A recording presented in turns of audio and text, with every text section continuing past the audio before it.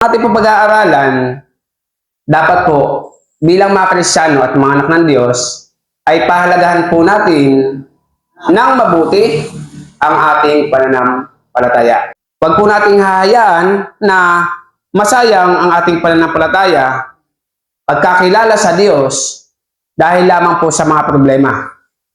Dahil lamang po sa mga simpleng problema o kahit na malaking problema ay huwag po nating hayaan na mawalan ng saysay ang ating pananampalataya. Sabi po sa aklat ng Roma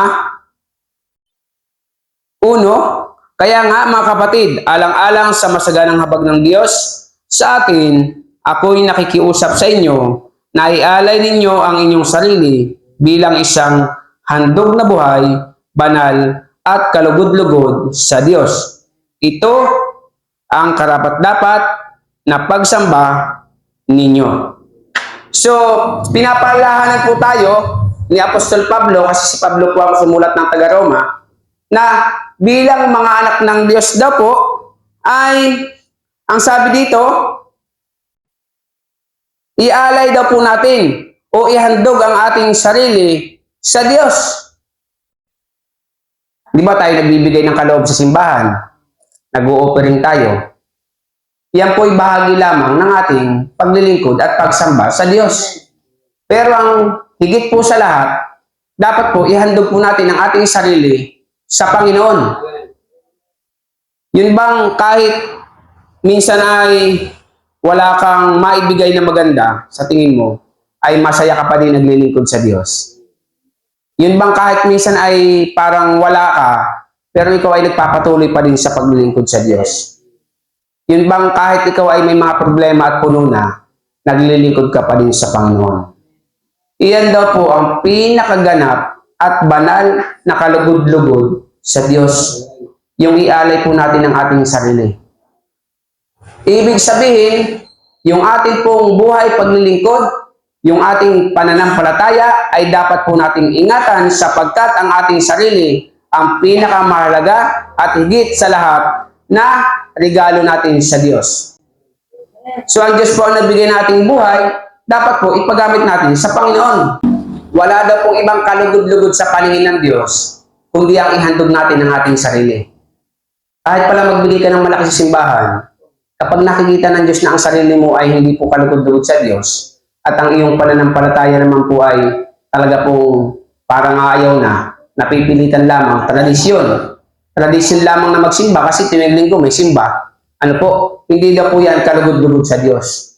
So ang kalugod-lugod po sa Diyos, yung nakikita ng Panginoon na tayo ay talaga nagpapatuloy sa paglilingkod. Ibig sabihin po, kailangan ang ating pananampalataya, ang ating paglilingkod sa Diyos, ay ingatan po natin ng mabuti. Huwag po nating hayaang ito ay manghina. Huwag po nating hayaang ito ay bumagsak. Huwag po nating hayaang ito ay mawala, sapagkat yan po ang kalugod-lugod sa Diyos. Kaya bilang mga anak ng Diyos, iwasan mo yung mga bagay na hindi po makabubuti sa iyong pananampalataya. Iwasan niyo po yung mga bagay na makapanghina sa iyong pananampalataya. Kaysa magbabad ka sa cellphone, kung ano ang napapanood mo, magbibliya ka. Kung may Biblia naman sa cellphone, ano po, itong ating mga gawain, naka-upload din sa YouTube. Manood ka. Hindi po yung kung ano-ano na lamang na mga fake news na, kung ano-anong kaartihan palabas, ano po. Tapos ang iyong pananampalataya ay nanghihina na. Iwasan niyo po yung mga bagay, pati mga tao na nagpapahina sa iyong pananampalataya, yan po ay iwasan mo. Bakit? Yan po ay naghahanap lamang ng kanyang makakasama sa impyerno. Kasi ang mga taong ayaw maglingkod sa Diyos, ang mga taong tumatalikod sa paglilingkod sa Diyos, iyan po ay aayaw maligtas. Malinaw po yung sinasabi ko sa inyo, ang taong aayaw magpatuloy sa paglilingkod sa Diyos, iyan po ay aayaw maligtas. May mga taong magaling magsalita, hindi naman nakikita sa gawa. Yung mga bagay na hindi po makakatulong sa ating pananampalataya, yan po ay ating iiwasan. Sapagkat ang gusto ng Diyos, yung sarili po natin ang ihandog natin sa Panginoon. Ano ba naman ng Diyos yung mga perang ibinibigay ng simbahan? Di ba? Kailangan yan sa gawain ng Panginoon. Kailangan ng pastor, kailangan sa pamilya ng pastor. At sabi naman sa Biblia, ay talagang kailangan yung magbigay sa gawain ng Diyos. Pero ang mas kinalulugdan po ng Diyos ay yung sarili po natin ay handang maglingkod sa Panginoon. May pera at sa wala. Pero naniniwala po ako 100%. Kapag naglingkod ka sa Diyos, hindi ka pumawalan. Maniwala ka po sa akin, mga magulang, mga kapatid. Manampalataya ka lamang sa Diyos. Maaaring nawawalan, pero hindi ka magkukulang. Kakain at kakain ka sa bawat oras ng ikakain. Dahil ikaw ay pinoproteksyonan at inaalagaan ng ating Diyos. So napakahalaga po na ating ingatan ang ating pananampalataya. Huwag kayong, sabi dito, huwag kayong makiayon sa takbo ng mundong ito. Sa halip, hayaan ninyong baguhin ng Diyos ang inyong pag-isip upang maunawaan ninyo ang kanyang kalooban. Sa gayon, magagawa ninyo kung ano ang mabuti at kalugod-lugod at ganap na kalooban ng Diyos. So, huwag daw po tayong makiayon sa takbo ng sanlibutan o ng mundo. Ano ba ang hilig ng mundo? Umaga po yung mga kababaihan, bumabalat po agad yan ng unang hirit, umagang kay ganda. Tipon-tipon yan, ano po, ang malupit niyan. Yung mga kwento-kwentuhan sa iba yung barangay, pinagkwekwentuhan, nauna pa, unang hirit, umagang kay ganda. Buti nga kung umagang kay ganda kung umagang kay pangit, ano po, bakit? Madidinig na pinagchichismisan mo, talagang papangit ang umaga mo. Makita mo, sa susunod na umaga, patatawag ka na sa barangay. Chismis, kakasuhan ka ng pagchichismis. Legal defamation. Kasi naninira ka po ng iyong kapwa. Yan po ang hilig ng mundong ito. Bakit kaya yung mga tao wala sa Panginoon ay, isa nga kahit nasa Diyos na pag nakakakita ng kanipunpunan, hindi pa nakakapagkape, habang umupunta na, at talagang nakikipaghiritan na. Ano po? Akala mo magkakapera. Akala mo magkakapera. Pero ang pinagpipituhan, buhay nang may buhay. Ang malupit pa niyan, nakikita po niya yung puwing ng kanyang kapwa, gayong yung troso sa mata niya, hindi niya nakikita. Ano? Kita-kita niya yung tatatlong pirasong dahon sa bakuran ng iba, samantalang yung kanyang basura, sandamakmak na. Hindi niya nakikita, hindi pa niya naamoy, o baka manhidlang, o makapal na din ang mukha. Di mo ba? Yung mga taong wala sa Panginoon, pakialamera ng buhay, ng may buhay. Kaya hindi umaasenso. Pakatatandaan po yan. Ang taong pakialamera at pakialamera ng buhay na may buhay, mahilig sa chismis, hindi po yan aasenso. Alam niyo kung bakit? Sige, mag-chismis ka maghapon. Yung pinag-chismisan niyo, walang pakialam sa mundo, nagtatrabaho lang yan. Naglilinis ng kaingin, kung may kaingin, nagtatanim. Mamukat-mukat mo. Ilang buwan lang, may inaani na, may pera, o di sinang talo.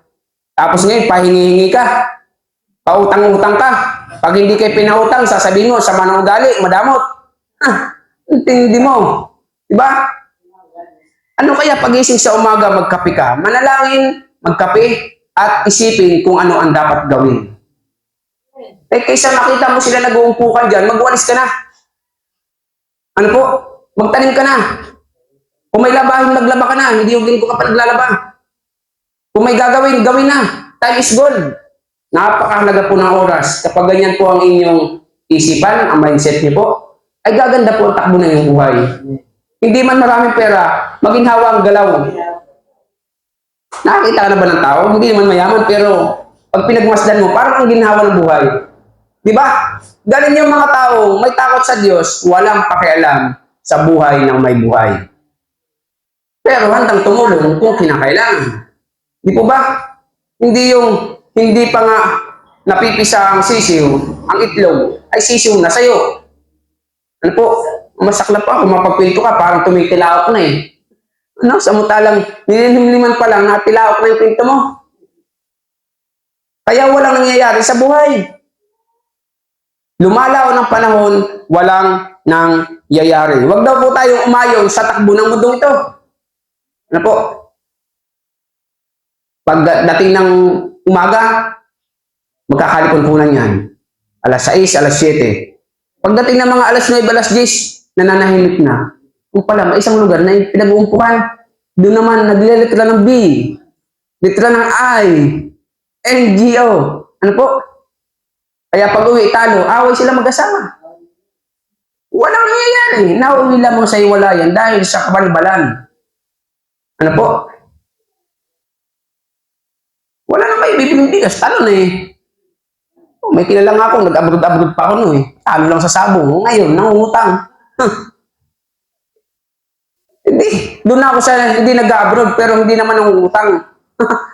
Di ba? Bakit? Kapag anak ka ng Diyos, hindi ka pababayaan ng Diyos.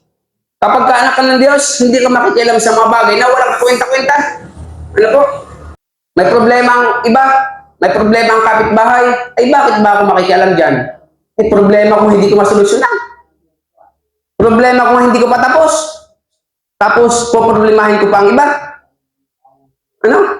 Para bang, walisan ko muna itong bakuran mo, dahil may sukan. Baka sabihin sa iyo, yun munang ano mo, yun munang bahay mong walisan mo, at mabaho ang amoy. Di ba? Ganun lang kasimple. Huwag ka pong makikialam sa buhay ng may buhay, sa problema ng iba, maliban na lamang kung ang may problema ay lumapit sa iyo at humingi ng tulong. Diba? Ang kabutihang loob ay huwag ipagkakait sa kapwa kung ito'y may kakayahan na iyong may gawa. Na iyong magawa. Kaya kung pag may problema, lumapit sa akin, hindi po pwedeng hindi ako uma-action. Basta't kaya ko. Ano po?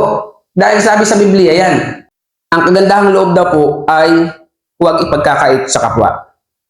Ibig sabihin, kapag lumapit sa iyo, humingi ng tulong, tulungan mo. Pag ayaw humingi ng tulong, ay bakit mo tutulungan? Para kang dumadapot ng asong mahina, biglang sakmal sa iyo dadamputin mo. Ano? Ako, pag ang aso nangihina, at naku, hindi ko dadamputin yan. Aso yan eh. Sakmalin pa, mamaya marabis pa yan. Galisin eh. Pero kapag ang isang tao nakita mo lumalapit sa iyo, tao sa puso sa iyo, humingi ng tulong, tulungan mo kapag kaya mo. Bakit? Dahil ang sabi sa Biblia, tulungan natin ang bawat nangangailangan. So kailangan wag daw po tayong makiayon sa takbo ng mundong ito. At ang sabi, hayaan daw po natin na baguhin ng Diyos ang ating pag-iisip upang maunawaan ninyo ang kanyang kalooban. Eh, paano nga babaguhin ng Diyos ang iyong pag-iisip? Eh, makitid naman ang iyong isip. Di ba? Paano mo itutuwid ng isang taong mas magaling pa sa iyo? Sige nga. Ako minsan pag may kausap ako at biglang nagsalita at feeling ko yung mas magaling sa akin, hindi na ako nagsasalita. Nananahimik na ako. Para ka lang naghahagis ng perla sa baboy at bagay na banala sa aso. Oh. Ganon din tayo sa Panginoon. Kapag ayaw mong makinig sa Diyos, hindi ka din po pakikilaman ng Panginoon. Pero sisiguraduhin ko, kapatid, ikaw naman ay mapapahamak sa iyong ginagawa. Hayaan daw po natin baguhin ng Diyos ang ating pag-iisip.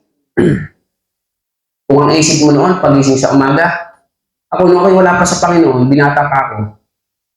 Agad ko kung may isip ako noon. Oo. Meron siguro kulang-kulang. Pag-isip sa umaga kakape, kakain. Kung may makakain ha. Pagkatapos nun, magtatambay na maghapon. Magsisigarilyo hanggang sa maubos yung isang Hope. Paborito ko puno na Hope. Menthol, hindi ako tumitira ng mga pula. Ubus yun. Yayayain yung barkada, mag-iinuman, kung anong gagawin. Yun lang maghapon ang ginagawa ko. Tapos uwi, kakain na naman, tutulog, lalamon, ganun lang. Kumbaga man ay makitid ang utak. Ganun pala ang mga taong wala sa Diyos. Ano po? Nag-aaral ako nun. Parang hirap na hirap akong sumagot. Ang sabi ko nga sa sarili ko ngayon, ano kaya ibalik ang panahon? Ako'y mag-aaral ulit at ito na ako. Aba ay napakasimple lang pala mag-aaral pag may takot ka sa Diyos. Pag binabalikan ko yung aming ibang subject, parang ako'y hirap na hirap noon at di ko kaya. Pag ngayon sabi ko, simple lang pala. Pag nakakakilala ka sa Diyos, bibigyan ka talaga ng Diyos ng malawak na isipan. Babaguhin ng Diyos ang takbo ng iyong isipan. Umiikot ang mundo sa ganong bagay, sa ganong pamumuhay kapag wala sa Panginoon. At nang ako'y makakilala sa Diyos, doon po nagbago ang takbo ng aking isipan. Lahat po yun inawala ay Hanggang sa akin may pamilya na ako. Abay, 7 ang anak ko. Nag-aaral, 5. Private pa yung 2. Sige nga, kung hindi nagbago ang takbo ng aking pananaw sa biyaya ng Diyos. Isa nga lang, hindi na kaya pag-aralin na Oh, may mga alam po ako, isa lang, elementary, hindi pa kaya pag-aralin. Ay, how much more sa anak ko? 2 private na high school, 3 elementary. Ganon kabuti ang Diyos. Dahil binabago po ng Diyos ang takbo ng ating pamumuhay. Maging takbo po ng ating isipan. Basta, huwag ka lamang makikiayon sa takbo ng mundong ito. Hayaan mo sila, huwag ka maingit kasi nakakaingit nga naman minsan yung chismisan na Nagkakalipunpunan, minsan ay may tatawa, minsan may sisigaw, may hahalakak, may papalakpak, ano po. Tapos pagdating mo, mananahimik. Pagdating mo nananahimik, ano isipin? Masama na ang loob mo. Mabuti pa, hindi ka na pumunta doon. Sabihin ako yata pinagdidituhan, biglang nanahimik nung dumating ako. Kasi alam nila, chismosa ka din. Kaya tumigil sila at baka ipag-chismis sila. Kaya pag may chismisan, huwag ka pupunta. Mabuti pa, ikaw ay magtrabaho na lang upang sa gayon ikaw ay pagpalain ng Diyos. Alam niyo po ba, pagpapalain ka ng Diyos, ayon sa iyong ginagawa. Di kung wala kang magawa, linisan mo buong bahay mo. Kuskusin mo lahat ng lumot-lumot sa loob ng bahay mo, kaysa magchichismis ka dyan.